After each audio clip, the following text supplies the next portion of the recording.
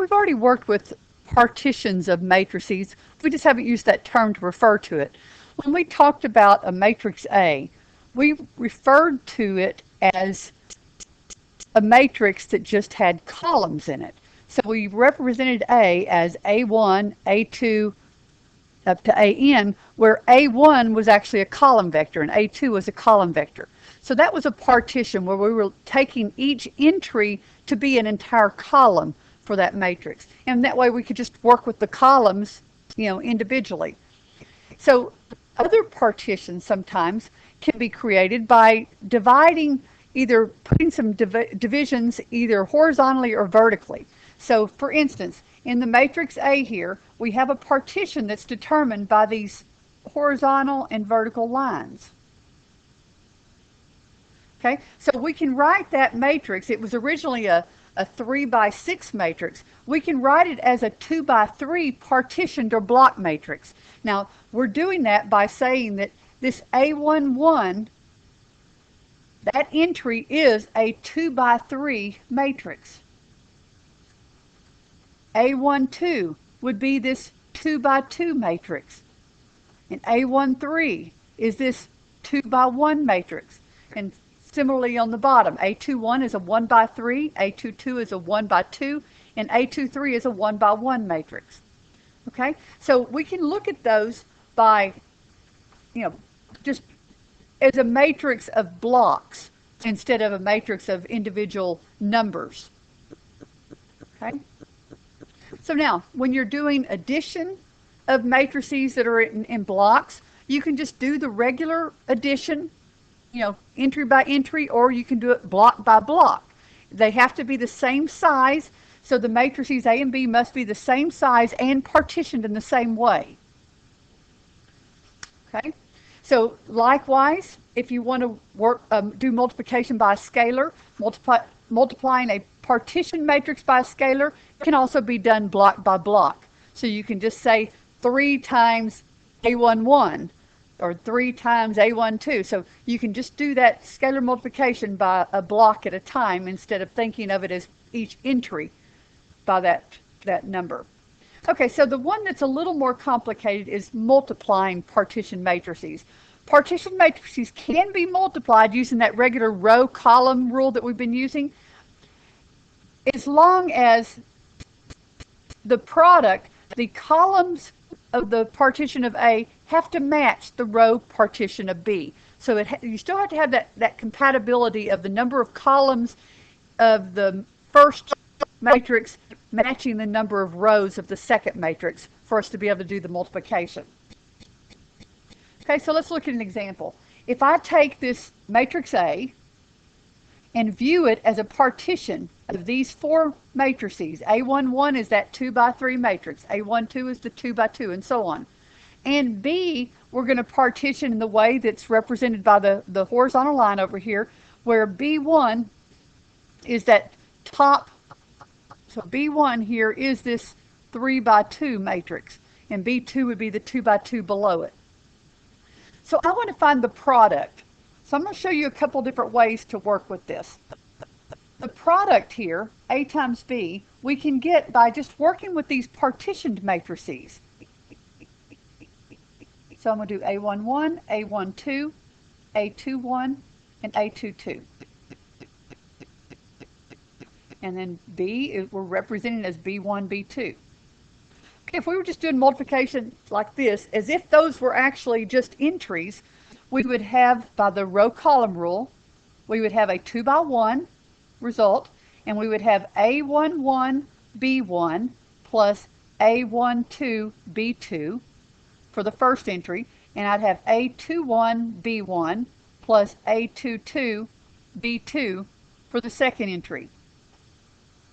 Okay. Now we can find those entries by doing those, working with those smaller partitions, separately. So let's look at A11 times B1. Now notice also, since the A's were in the matrix that was first and then the B's, when we set this up, be sure you put them in the correct order. The A's need to be in front of the B's because we know that matrix multiplication is not commutative. Okay, so A11, B1 If I go back and get the A11 matrix, I know that's 2, negative 3, 1, 1, 5, negative 2, and the B1 would be the matrix 6, 4, negative 2, 1, negative 3, 7. Okay, so that multiplication will give me a 2 by 2 matrix. I'll have 12 plus 6, 18, minus 3 is 15. I'll have 8 minus 3 plus 7 is 12. I'm doing second row, first column now. 6 minus 10 plus 6 will be 2. And then second row by second column will be 4 plus 5 minus 14 will be minus 5. So that's the A11, B1, and we can do the next, the A12, B2.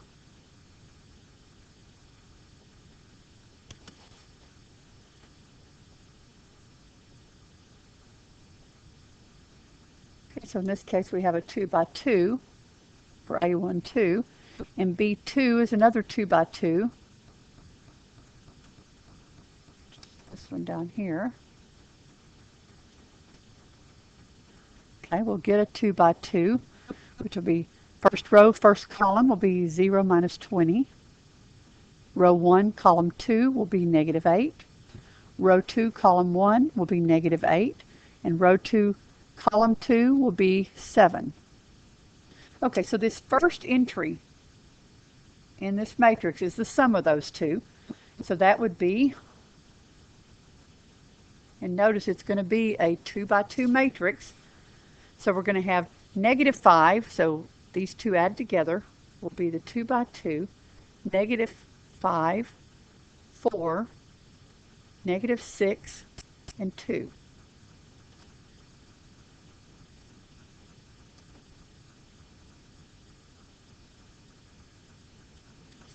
Okay, now I need to get the second part, this sum. So working with those separately, I'm going to have an A21 times B1. A21 is that 1 by 3, 0, negative 4, negative 2, times down here. And B1, which is this top one here, so that's going to be a 3 by 2.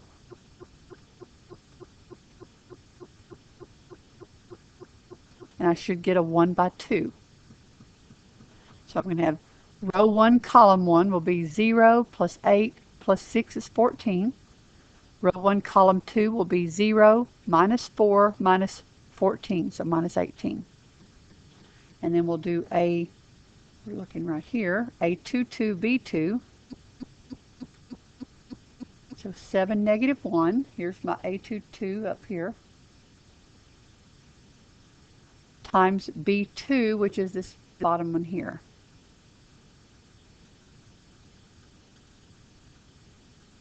So I'll get a 1 by 2 again. So it's going to be row 1, comma there. Row 1, column 1 will be negative 7 minus 5 is negative 12. Row 1, column 2 will be 21 minus 2 is 19. So now adding these two together, we get sum of those two. It'll be a 1 by 2, and it's going to be 2, 1. Okay? So as a partition, this was our result. This was the sum of those two, and this was the sum of those two. And if you look back at A times B, this was a 3 by 5 matrix, and this one was a 5 by 2. And so we expect to get a 3 by 2, which is exactly what we got. Okay, so the partitions of A and B are said to be conformable for block multiplication. All the dimensions match so that we can do all those multiplications and sums of the smaller, blocks of the matrix. Now, why would you want to do this? This is helpful with computing so that when you have, sometimes you have different regions maybe of a matrix that represent different data that would work easily this way, or sometimes just because of memory space size, you might want to take some of the smaller blocks and work with those and do the multiplication, in a different area of memory. So there's different reasons that the block multiplication is helpful.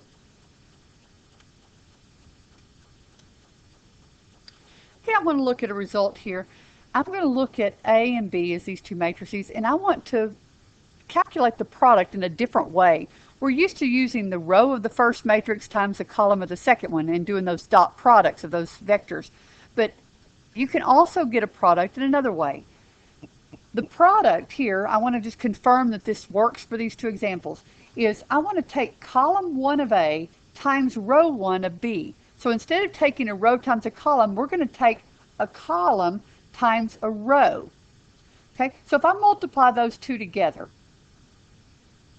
it's a 2 by 1 times a 1 by 2, I'm going to get a 2 by 2 matrix. And so that'll be first row times the second column, the second matrices column. So I'm still going to be doing the ultimate multiplication the same way, but it's viewing it as a different way to expand it. So I'm going to take negative 3, 1 multiplied by AB, the first row of B. And then I'm going to take column 2 of A, which is 1, negative 4, and I'm going to multiply it by row 2 of B. And then column 3 of A times row 3 of B. Now when we do these actual multiplications, we're going to go back to the way we defined it before, the row column approach. I'm multiplying a 2 by 2 matrix here by a 1 by 2. I mean a 2 by 1 by a 1 by 2. So I'm going to get a 2 by 2 in the result. This is always kind of strange. So be sure you think row of the first one times column of the second one. So we're going to take the first row times the first column is minus 3A. That goes in column 1, row 1. Then row 1, column 2, which is right here. It'll be minus 3B. Then row 2, column 1, 1A. Row 2, column 2.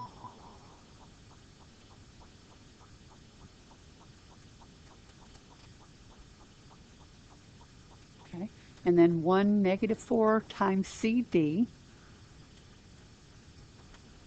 Row 1, column 1 will be C. Row 1, column 2 will be D. Row 2, column 1 will be negative 4C.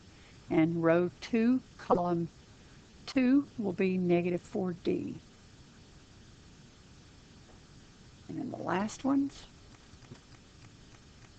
row 1, column 1 will be 2E. Row 1, column 2.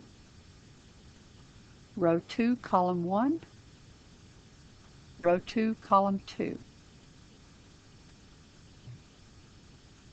And now sum the three matrices. We have minus 3A plus C plus 2E in the first entry. We have minus 3B plus D plus 2F.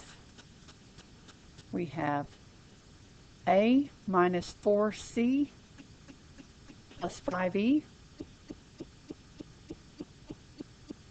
And we have B minus 4D plus 5F. Okay, now if we were multiplying these two matrices our normal way without doing the column by rows, we would have had row 1 times column 1, which would have been minus 3A plus C plus 2E. Row 1 times column 2 will be minus 3B plus D plus 2F. Row 2, column 1, A minus 4C plus 5E. And row 2, column 2, B minus 4D plus 5F. And so you get the same thing. So that leads us to this other way to expand AB. If A is an M by N and B is an N by P, we're going to get this M by P matrix, and you can get it by taking the columns of A, so just form a matrix with the columns of A times the rows of B, and then do a column by row, column times row for expansion for that. So that's just an alternative way to do a product of two matrices.